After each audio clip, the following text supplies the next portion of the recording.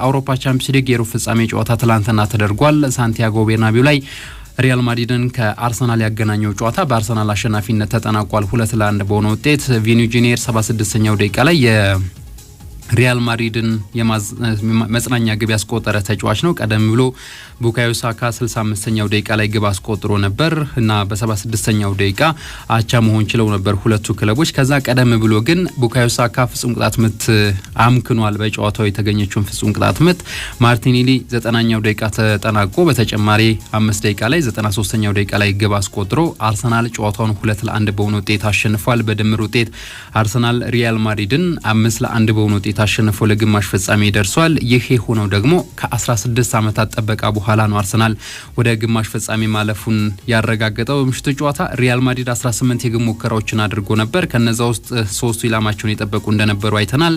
67% የኳስ ቁጥጥር ብልጫ የነበረውም ባለሜዳው ሪያል ማድሪድ ነበር። እንግዲህ ከሜዳም እንደነው ከጨዋታው አስቀድሞ ከሜዳው ውጪ የነበሩ ብዙ ማዋከቦች ብዙ የአርሰናልን ተጫዋቾች ጫናው ለመክተት የሚደረጉ እንቅስቃሴዎች ነበሩ። አርሰናል ግን በትላንትናው ጨዋታ በስነ ልቦና የተሻለው ክለብ እንደነበር አይተናል። በምሽቱ ጨዋታ በሜዳ ላይ እንቅስቃሴ አርሰናል 11 ሙከራዎችን ነው በተጋጣሚው ሪያል ማድሪድ ላይ ያደረገው። ከነዛ ውስጥ 6ቱ ኢላማቸውን የጠበቁ ነበሩና አጥቂ የሌለው ክለብ ለዛውም ተፈጥሯዊ 9 ቁጥር ቦታ ላይ የሚጫወት ተጫዋች የሌለው ክለብ በዚህ ደረጃ ጥራት ያላቸውን ከተጋጣሚው እጅግ አስፈሪ ከሆኑ የአጥቂ ክፍል ካለው ከተጋጣሚ የተሻለ የግብ ሙከራን ያደረገው ኢላማውን በጠበቀ መልኩ አርሰናል የአጥቂ መስመር ተጫዋቾች ነበሩ ትላንትና ያደረጉት። ጨዋታውን በመቆጣጠርም የተሻለው ክለብ የነበረው አርሰናል ነው። ሁለቱ ክለቦች 2005-6 የውድድር ዘመን ላይ እንደዚሁ በጥሎ ማለፍ በአውሮፓ መድረክ በአውሮፓ ቻምፒየንስ ሊግ ተገናኝተው ነበርና ያኔም በወቅቱ ሳንቲያጎ ቤርናቢው ላይ አርሰናል አሸንፎ ነበር 1-0 ውጤት እንደምናስታውሰው አድማጮች። በቴሪ ኦነሪ ብቸኛ ግብ ነበር ያንን ጨዋታ ያሸነፈውና በመልሱ ጨዋታ ግን ኤምሬትስ ላይ 0-0 በሆነ ውጤት ተጠናቆ ጨዋታው አርሰናል በድምር ውጤት አሸንፎ ለሩብ ፍጻሜ እንደደረሰ እናስታውሳለን። ትላንትናም እንግዲህ በዚሁ መድረክ በሩብ ፍጻሜ ዳግም ቤርናቢው ላይ አርሰናል አሸንፏል። ከዛ በፊት ግን በትላንትናው ጨዋታ በተለይ በቫር የመልሶ እይታ የተሻሩ የግብ አጋጣሚዎቹ ነበሩ። ሪያል ማድሪዶች ግብ አስቆጥረው ነበር በኤምባፔ አማካኝነት፣ ግን ከጨዋታ ውጪ በሚል ምክንያት ግቡ ሳይጸድቅ ቀርቷል። አርሰናል እንግዲህ በሁለቱ ክለቦች በተለይም ደግሞ በሩብ ፍጻሜ ሲገናኙ ትላንትና በመድረኩ ለመጀመሪያ ጊዜ ነው። ያው በመድረኩ ብዙም የመገናኘት ታሪክ የላቸውም እውነት ለመናገር በመድረኩ እንዳላቸው ተሳትፎ በተለይ ሪያል ማድሪድ እንዳለው የረጅም ዓመታት የዋንጫው አሸናፊነት አርሰናል ጋር ብዙ የመገናኘት እድሉ አልነበራቸውም። ግን በተገናኙበት አጋጣሚ ሁሉ አንድም ጨዋታ ላይ ማሸነፍ አልቻለም። ያው ሁለት ጊዜ ተገናኝተዋል በደርሶ መልስ ሲሆን 4 ጨዋታ እንደማለት ነው። ስለዚህ በአራቱ ጨዋታዎች ላይ ያለው ውጤት ደካማ ነው። ከዛ የሚበልጥ 7 ግቦች ተቆጥረዋል በሁለቱ ክለቦች የእርስ በርስ ግንኙነት ባለፉት 4 ጨዋታዎች 7 ግቦች ሲቆጠሩ አንድ ግብ ብቻ ነው ትላንትና በአርሰናል መረብ ላይ በቪኒሲየስ ጁኒየር አማካኝነት ሪያል ማድሪድ ማስቆጠር የቻለው። አርሰናል 3-0 በሆነ ውጤት የመጀመሪያውን ጨዋታ አሸነፈ በዚህ ዓመት።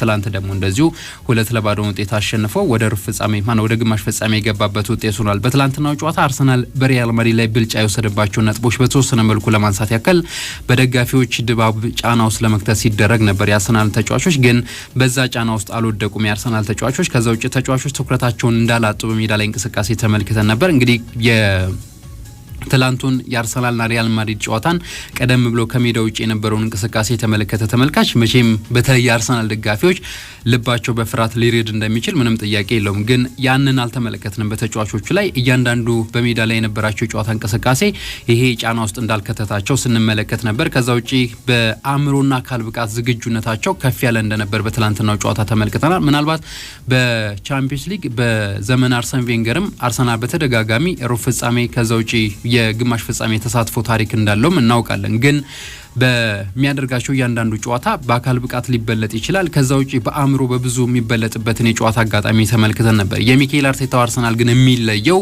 በዚህ የአካል ብቃትና የአእምሮ ዝግጁነት ነው። በእያንዳንዱ ጨዋታ ግብ ይቆጠርበትም መልሶ ግብ ለማስቆጠር እንደሚችል በእያንዳንዱ የጨዋታ እንቅስቃሴ ስንመለከት ነበር። በአውሮፓ ቻምፒየንስ ሊግ ብቻ ሳይሆን ሊጉም በተለያዩ ትልልቅ መድረኮች ላይ አርሰናል የተሻለ የአእምሮ ጥንካሬ እንዳለው እየተመለከተ ነው የምንገኘው። ይሄ ደግሞ የአርሰናል የአሰልጣኝ የቡድን አባላት ይህንን እያደረጉ እንዳለ እየተመለከተ ነው የምንገኘው። በምሽቱ ጨዋታ የሪያል ማድሪድ የአጥቂ ክፍለን እስኪ በዚህ ውድድር ዓመት ያለውን ቁጥር እንመልከት። እንግዲህ ሁለቱ በተለይ በማጥቃትና በመከላከል ሊነጻጸሩ ይችሉ ይሆናል እንጂ በየቦታ ካነጻጸርናቸው ፍጹም የማይገናኙ እና በተለያየ የመራራቅ ደረጃ ላይ የሚገኙ ናቸው። ኪሊያን ምባፔ ቪኒ ጁኒየር እንደዚሁ ሮድሪጎና ቤሊንግሃምን የሚያጣምረው የሪያል ማድሪድ አጥቂ ክፍል በአጠቃላይ 78 ግቦችን አስቆጥሯል። በዚህ ውድድር ዓመት ኪሊያን ምባፔ ለብቻው 32 ግቦችን አስቆጥሯል። በሁሉም ውድድሮች ቪኒ ጁኒየር 21 ግቦችን አስቆጥሯል።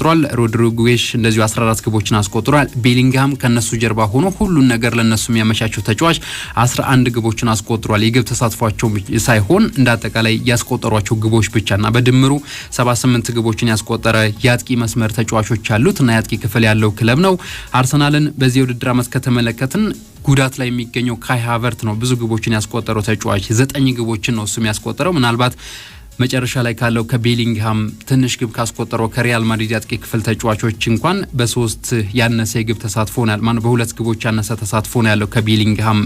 ካይ ሃቨርት የአርሰናል ትልቁ ግብ አስቆጣሪ ወይ ደግሞ የዚህ ውድድር ዓመት ብዙ ግቦችን ያስቆጠረ ተጫዋች። ከዛ ውጪ ማርቲኔሊ 6 አለው። ሜሪኖ እንደዚሁ ቡካዮ ሳካ 6 ግቦችን ያስቆጠሩ ተጫዋቾች ናቸው በዚህ ውድድር ዓመት። ትሮሳርድ ነው 5 ግቦችን በማስቆጠር ከነሱ ተከትሎ ያለው። በአጠቃላይ ብንደምረው 32 ነው የአምስቱ ተጫዋቾች እና ቢደመርና ቢካፈል ከሪያል ማድሪድ ያጥቂ ክፍል በግማሽ እንኳን የማይደርስ ነው የአርሰናል ግብ የማስቆጠር ንጻሬ በዚህ ውድድር ዓመት ያጥቂ ክፍሉ። ስለዚህ እንደዚህ አይነት በተቃራኒ ደረጃ ላይ የሚገኙ ግን ደግሞ በዚህ በተለይ በዘመናዊ እግር ኳስ ያጥቂ መስመሮች ተጫዋቾችን ብቻ ጠብቆ ግብ እንደማይገኝ በአርሰናል ማየት የሚቻል ይመስለኛል። ትላንትና የተሳካ ምሽትን ነበር ያሳለፈው አርሰናል። ሚኬል አርቴታ ከጨዋታው አስቀድሞ ተደጋጋሚ ሲያነሳ እንደነበረው ጨዋታው በኤምሬትስ አላለቀም፣ ቤርናቢው ላይ ትልቅ ፈተና ይጠብቀናል፣ ለዛ ዝግጁ መሆን አለብን የሚል ሀሳብ ሲያነሳ ነበር። ትላንትና ተጫዋቾቹ ከሁሉም ነገር ርቀው ትኩረታቸውን ጨዋታ ላይ በማድረግ ጨዋታውን በአሸናፊነት ተወጥተዋል። ዴክላን ራይስ የጨዋታው ኮከብ ነበር። በመጀመሪያው የኤምሬትሱ ጨዋታም እንደዚሁ የጨዋታው ኮከብ ተብሎ እንደተመረጠ እናስታውሳለን። ትላንትና ግብ አያስቆጥርም፣ ግን ለግቡ መገኘት እንደዚሁም ደግሞ ጨዋታው ለመቆጣጠር በተለይ አርሰናል የጨዋታ ብልጫ እንዲኖረው በሜዳ ክፍል ማነው ይሄ የሜዳ ላይ እንቅስቃሴውን ወደ አርሰናል በማምጣትና የጨዋታ ቁጥጥር ብልጫ እንዲኖረው ዴክላን ራይስ ትልቁን ሚና ተወጥቷል። ትላንትና በነበረው የጨዋታ እንቅስቃሴ አርሰናል 2-1 በሆነ ውጤት በማሸነፍ በድምር ውጤት 5-1 በሆነ ውጤት ሪያል ማድሪድን አሸንፎ ከ16 ዓመታት በኋላ ለግማሽ ፍጻሜ መብቃቱን አረጋግጧል። በሌላኛው ቻምፒየንስ ሊግ ጨዋታ ኢንተር ሚላን ከባየር ሙኒክ ያደረጉት ጨዋታ ትላንትና 2-2 በሆናቸው ውጤት ነው የተጠናቀቀው። ላውታሮ ማርቲኔዝ 58ኛው፣ ቤንጃሚን ፓቫ 61ኛው ደቂቃ ላይ ለኢንተር ግቦችን አስቆጥረዋል። ሃሪኬን 52ኛው ላይ እንደዚሁም ኤሪክ ዳየር 76ኛው ደቂቃ ላይ የሙኒክን ግቦች ያስቆጠሩ ተጫዋቾች ናቸው። በድምር ውጤት ኢንተር ሙኒክን 4-3 አሸንፎ ለግማሽ ፍጻሜ ደርሷል። በግማሽ ፍጻሜው አርሰናል ከፓሪስ ሰን ዠርመን፣ ኢንተር ሚላን እንደዚሁ ባርሴሎና ጋር የሚያደርጉ ጨዋታ ይጠበቃል። የእንግሊዝ ፕሪሚየር ሊግ የ29ኛ ሳምንት አንድ ተስተካካይ ጨዋታ ትላንትና ተደርጎ ነበር። ኒውካስል ዩናይትድ ክሪስታል ፓላስን 5-0 በሆነ ውጤት አሸንፏል። ጃኮብ መርፊ እንደዚሁም ማርክ ጉዌ በራሱ ላይ፣ ሃርቪ ባርነስ እንደዚሁ ፋቢያን ሻርና አይዛክ ግቦችን አስቆጥሯል። አሌክሳንደር አይዛክ 20ኛ ግቡ ላይ ደርሷል። በመሐመድ ሳላ በ7 ይበለጣል። በሃላንድ እንደዚሁ 21 ባለው የማንቸስተር ሲቲ አጥቂ በአንድ ግብ ብቻ ተበልጦ አሁን ለከፍተኛ ግብ አስቆጣሪነቱን እየተፎካከረ ይገኛል። ኒውካስል በሁሉም መመዘኛ የተሻለው ክለብ ነበር በምሽቱ ጨዋታ። ውጤቱ ተከትሎ ኒውካስል ዩናይትድ በ59 ነጥብ 3ኛ ነው። ክሪስታል ፓላስ በ43 ነጥብ እንደዚሁ 12ኛ ደረጃ ላይ ተቀምጧል። ትላንትና ለኒውካስል ዩናይትድ አስፈላጊ ጨዋታ ነበር። ማሸነፉንም ተከትሎ እንደዚሁ 3ኛ ደረጃን ከኖቲንጋም ፎረስት የተረከበበት ውጤት ሆኗል። የአውሮፓ ሊግ የሩብ ፍጻሜ መልስ ጨዋታዎች ዛሬ ይደረጋሉ። ማንቸስተር ዩናይትድ በኦልድ ትራፎርድ ሊዮንን ምሽት 4 ሰዓት ይገጥማል። የመጀመሪያው ጨዋታ እንደምናስታውሰው ፈረንሳይ ላይ 2-2 በሆናቸው ውጤት ተጠናቆ ነበር። ፍራንክፈርት ከቶትናም ጀርመን ላይ የሚያደርጉ ጨዋታ በተመሳሳይ ይደረጋል። የመጀመሪያው ጨዋታ 1-1 በሆነ ያቻ ውጤት ነበር የተጠናቀቀው።